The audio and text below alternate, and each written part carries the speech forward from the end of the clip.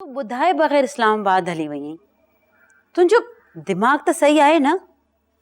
मम्मा तव्हांखे ख़बर आहे न उते जी मौसम ठीक न हुई, हिते जी मौसम एतिरी ख़ूबसूरत आहे, हिन जे करे हली आयसि। तू चरी त न थी वई आहीं? ईअं केरु कंदो आहे?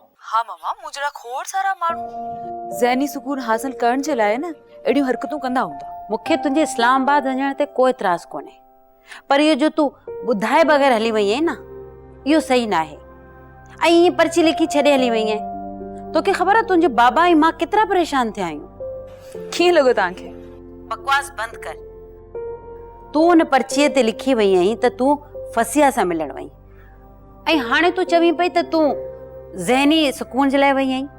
हाँ न मम्मा, ज़हनी सुकून हासिल करण जे लाइ पंहिंजी नंढी भेण वटि ई त आई आहियां। पर तुंहिंजे बाबा जी फसिया सां ॻाल्हि थी आहे त हू त चवे थी त हुनखे त ख़बर ई न आहे त तूं इस्लामाबाद आहीं। त मां मिलां थी न हुन सां। त पोइ कॾहिं मिलंदीअ? अॼु ई मिलंदसि। ओके ठीकु आहे, तूं हुन सां मिल ऐं मूंखे ॿुधाए त हू छा करे रही आहे। तुंहिंजो बि को फर्ज़ थिए थो, आख़िर उहा तुंहिंजी नंढी भेण आहे। मामा तव्हां फिकर न कयो, मां तव्हांखे वॾी भेण थी ॾेखारींदसि, बल्कि हुनखे पाण सां गॾु वठी ईंदसि। ओके तूं पाण ई अची वञ त घणो ई आहे। उहा केसीं ताईं ईंदीअ? बसि हिकु ॿिनि ॾींहंनि में। ठीकु आहे, जॾहिं तूं वापसि अचे न त मूंखे फसिया जी पूरी तफ़सील खपे। ओके मामा, डोंट वरी।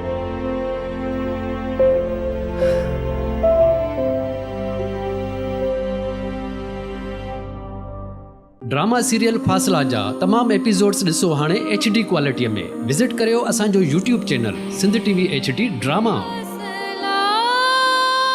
सब्सक्राइब कयो असांजो official YouTube channel Sindh TV HD drama ऐं वधीक अपडेट लाइ बेल आइकन खे क्लिक करियो।